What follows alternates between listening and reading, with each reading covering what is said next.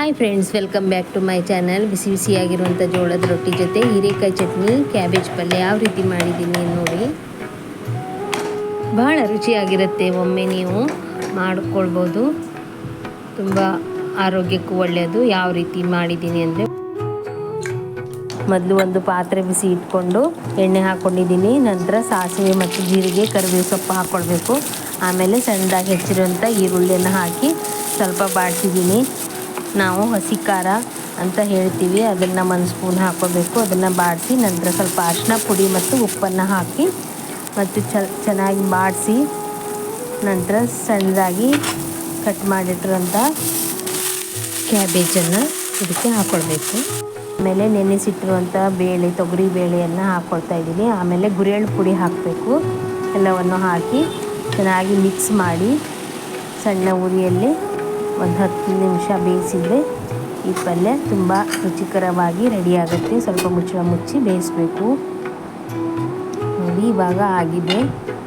ಈ ರೀತಿ ಬಂದಿರುತ್ತೆ ಪಲ್ಯ. ಒಂದು ಸತಿ ಟ್ರೈ ಮಾಡಿ.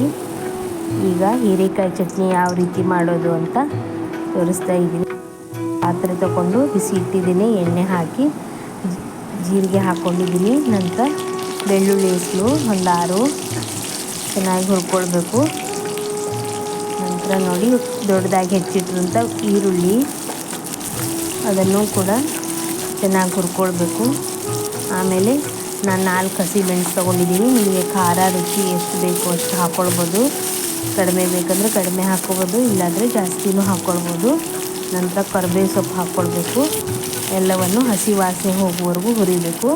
ಆಮೇಲೆ ಕ್ಲೀನಾಗಿ ತೊಳೆದು ಹೆಚ್ಚಿಟ್ಟಿರುವಂಥ ಹೀರೆಕಾಯಿಯನ್ನು ಹಾಕಿ ಸ್ವಲ್ಪ ಬಾಡಿಸಬೇಕು.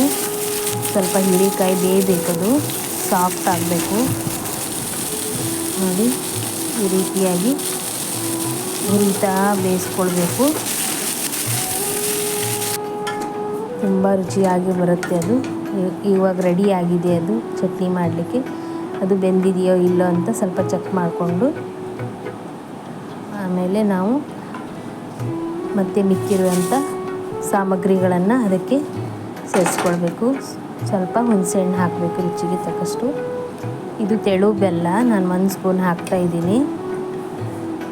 ಆಮೇಲೆ ಸ್ವಲ್ಪ ಕೊತ್ತಂಬರಿ ಸೊಪ್ಪು, ಆಮೇಲೆ ಹುರಿದಿಟ್ಟಿರುವಂಥ ಶೇಂಗಾ ಬೀಜನ ಸ್ವಲ್ಪ ಹಾಕ್ಕೊಳ್ಬೇಕು. ಆಮೇಲೆ ಸ್ವಲ್ಪ ತಣ್ಣಗಾದ ನಂತರ ನೋಡಿ, ಮಿಕ್ಸಿ ಜಾರಿಗೆ ಹಾಕ್ಕೊಂಡು ತುಂಬ ಸಣ್ಣಗೆ ಅರಿಬಾರ್ದು, ಸ್ವಲ್ಪ ತರಿಯಾಗಿ ಇರಬೇಕು.